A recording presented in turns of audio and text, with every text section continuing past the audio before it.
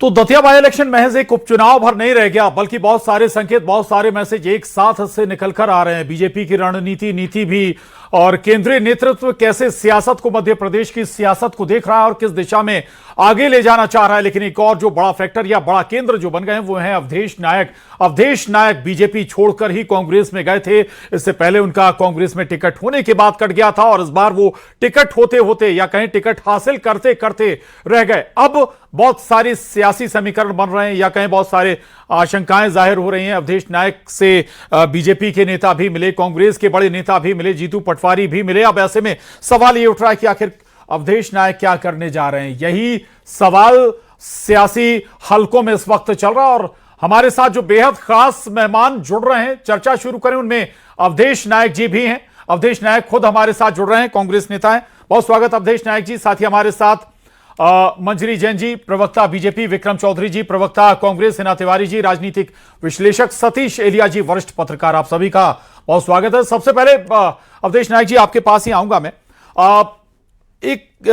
जो हाल ही के समीकरण हैं, जो मुलाकातें हैं, बैठकें हैं, नेताओं का आपके घर पे आना जाना है, बहुत कुछ कह रहा, और आपके बयान को भी अगर हम समझने की कोशिश करें तो आपके जहन में भी कुछ चल रहा है कि अभी कोई फैसला नहीं लिया, मतलब जहन में कुछ चल रहा है, छोड़ेंगे पार्टी या नहीं छोड़ेंगे, बीजेपी अपने पुराने दल में जाएंगे या नहीं जाएंगे, है क्या? थोड़ा तस्वीर साफ करें, दर्शक भी जानना चाह रहा है।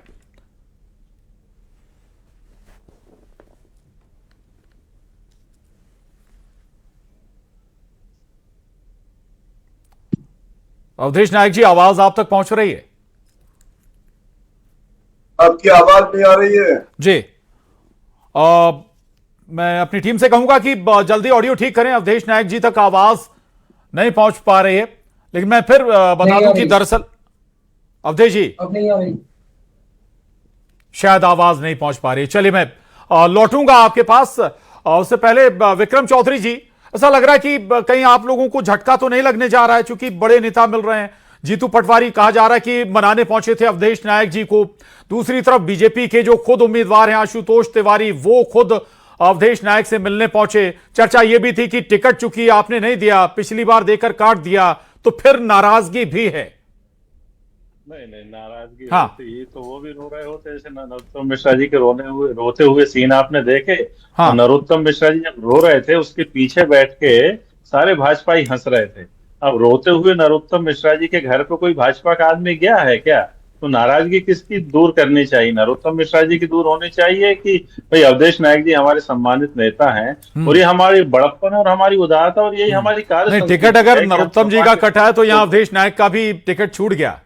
नहीं, तो ठीक है ना, वो हम स्वीकार करते हैं। और ये उदारता हमने, देखिए, ईमानदारी और साफगोई तो रखी, उन तक अपनी भावनाएं पहुंचाई। दिग्विजय सिंह के आपने बयान सुने, उनके प्रति खेद प्रकट किया इतने बड़े नेता ने, ये बड़प्पन है। अब आप मुझे बताइए कि नरोत्तम मिश्रा जी को 3 महीने से दूल्हा बना के रखा था और उनका टिकट काट दिया, ये बड़प्पन भाजपा अमित शाह या नरेंद्र मोदी नहीं दिखा सकते? तो उनको बुला लेते कि भाई आपकी सर्वे रिपोर्ट खराब आ रही है, इसलिए जो हम आपको टिकट नहीं देंगे। उनको पहले 3 महीने दूल्हा बनाया, फिर घोड़ी से उतार दिया। तो नाराजगी और जो कल है, जिस तरीके से आपने भाजपा में देखी, और जो उत्पात पूरे दतिया में आपने देखा कि भाजपा की गुटबाजी जो है अराजकता की स्थिति में आ गई है, बगावत की स्थिति में आ गई है। तो कांग्रेस में तो वो हालात है नहीं है। कांग्रेस में तो तस्वीर में तो पहली तस्वीर तो नजर आ रही कि वो बगावत जिसका जिक्र आप कर रहे हैं वो बीजेपी ने कंट्रोल कर ली। मैं लौटूंगा मंजरी जैन जी, जो हाल में घटनाक्रम हुआ, हाल में 1-2 दिन प्रदर्शन भी हुए, ऐसा तो नहीं उसे डैमेज कंट्रोल करने की कोशिश है या चिंता है आपको दतिया उपचुनाव में, इसलिए अब नायक साहब पर डोरे डाल रही है बीजेपी? नहीं, देखिए प्रशांत जी, भारतीय जनता पार्टी है और कार्यकर्ता जो है अपनी भावना। मंजरी जी की आवाज प्लीज बढ़ाएं, प्लीज। जी जी, आ रही है मेरी आवाज? जी जी, प्लीज कंटिन्यू। ओके जी, देखिए भारतीय जनता पार्टी जो है वो केडर बेस्ड पार्टी है और सबसे बड़ी बात है कि हमारी पार्टी में अनुशासन है। कार्यकर्ताओं ने अपना भावनाओं को प्रकट किया, ठीक है, उन्होंने अपना इस्तीफा भी दिया, लेकिन पार्टी ने मंजूर नहीं किया। लेकिन उसके बाद देखिए डॉक्टर नरोत्तम मिश्रा जी स्वयं आते हैं मंच पर और वो घोषणा करते हैं कि मैं खुद चुनाव में पूरे टाइम कैंपेनिंग करूंगा, और वो आशुतोष तिवारी जी जो हमारे प्रत्याशी हैं उनका हाथ उठाकर वो स्वयं कहते हैं। ये भारतीय जनता पार्टी की संस्कृति है कि हम देखिए व्यक्ति बड़ा नहीं है, संगठन बड़ा है, और संगठन ने जब जब निर्णय लिए हैं सबने स्वीकार किया है, बड़े बड़े नेताओं ने स्वीकार दिल का किया। दर्द आंसुओं में बाहर आ गया था मंजरी जी। नहीं देखिए, हाँ। डॉक्टर नरोत्तम मिश्रा जी जो है वो दतिया से जुड़े रहे हैं, वहां की जनता से जुड़े रहे हैं, और इस समय पे अगर थोड़ा भावुक होते तो इसमें कोई बड़ी बात नहीं है। हर नेता का एक भावनात्मक जुड़ाव होता है जनता के साथ, स्थान के साथ, तो निश्चित तौर पर ये कोई पहले क्यों नहीं मना किया? नहीं, विक्रम जी मेरी बात हो जाने दीजिए, आपकी बारी पर आप बोल चुके हैं ना, मेरी बारी है। तो मैं ये समझती हूँ कि भारतीय जनता पार्टी जो है वो सब संगठित होकर, एक एक कार्यकर्ता आपको दिखा उसमें, जिला अध्यक्ष दिखे, और सब संगठित होकर चुनाव लड़ रहे हैं। निश्चित तौर पर हम बहुत बड़ी विजय के साथ जीतेंगे दतिया। चिंताएं तो हैं कहीं ना कहीं, जो जिस अंदाज में अब कांग्रेस ने अनाउंसमेंट भी किया कि कैसे इस चुनाव को अब जीतना है। मैं लौटूंगा आप लोगों के पास, अवधेश नायक जी तक आवाज संभव पहुंच रही है। अवधेश जी सुन पा रहे हैं आप? जी सुन पा रहा हूँ। हाँ, अवधेश जी बहुत सारे घटनाक्रम हुए, मैं उन घटनाक्रमों पर फिर नहीं जाऊंगा। मैं ये बताइए आखिर चल क्या रहा है आपके मन में? आपके बयान को लेकर ऐसा है कि लग रहा है कहीं संशय है, कुछ जाएं या ना जाएं? नहीं, कुछ नहीं चल रहा है। मूल तो यह है कि जिस प्रकार से हाँ बाला खिलाफी मेरे साथ हुई कांग्रेस के टिकट को लेकर, उससे आघात लगा, कष्ट हुआ। इस वजह से सारे कार्यकर्ता भी नाराज हैं जो मेरे से जुड़े हुए हैं, और शुभचिंतक नाराज है, परिवार के लोग भी दुखी हैं, क्योंकि दूसरी बार ऐसी घटना घटित हो गई कांग्रेस में रहते हुए 3 साल के अंदर। तो इस वजह से अभी विचार मंथन चल रहा है, और जैसा हमारे कार्यकर्ता और सारे लोगों का निर्णय आएगा 1-2 दिन में, तो ऐसा करेंगे।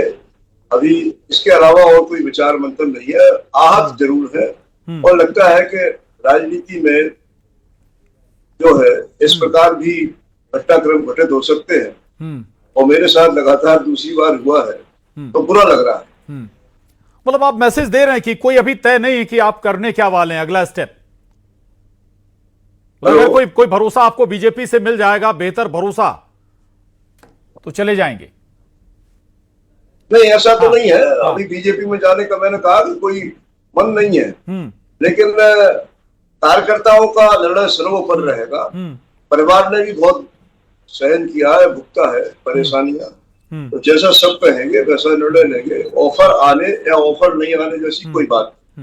आपने अभी एक लाइन इस्तेमाल की, परिवार ने बहुत सारी परेशानियां झेली हैं, तो 2023 पे चले जाएं हम। कहा तो अंदर खाने तो चर्चाएं यही थी कि नरोत्तम मिश्रा जी की वजह से आपने बीजेपी छोड़ी थी, फिर वो द्वार खुल गए क्या? ये सही है कि नरोत्तम मिश्रा जी के कारण बीजेपी छोड़ी थी, और उस समय बहुत अपार पीड़ा हुई थी, बहुत कष्ट हुआ था, लंबा विचार विमर्श चला। हमारे उस समय के संगठन के, भारतीय जनता पार्टी के राष्ट्रीय सह संगठन महामंत्री माननीय शिवप्रकाश जी से लेकर माननीय मुख्यमंत्री जी और माननीय प्रदेश अध्यक्ष जी, सारे लोगों से लंबे लंबे चर्चाएं हुई, विचार विमर्श हुआ। और लेकिन जो उस समय की परिस्थितियां थी, तत्कालीन गृह मंत्री के द्वारा दतिया में जो सब हो रहा था, उसका कोई निराकरण, उचित समाधान, आपको लगता है कि वो गृह मंत्री है ना, विधायक है नरोत्तम मिश्रा जी, तो पावर कम हो गया, तो अब स्थिति ऐसी है कि आप वापस जा सकते हैं? नहीं, पावर कम होने या पावर ज्यादा होने से मेरे ऊपर कोई फर्क नहीं पड़ता। सवाल इस बात का था कि पावर तो बहुत सारे लोगों के पास होता है, पावर का उपयोग और दुरुपयोग, इसकी बात थी, और वो दुरुपयोग हम लोगों के साथ हुआ था, इसलिए गए थे।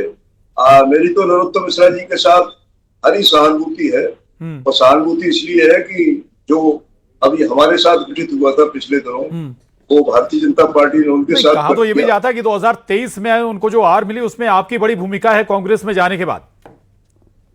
क्या कहा आपने? 2023 में नरोत्तम मिश्रा जी की जो हार हुई, उसका एक कारण आपको भी कहा जाता है, आप कांग्रेस में चले गए, एक अच्छा जनाधार भी आपके साथ चला गया था।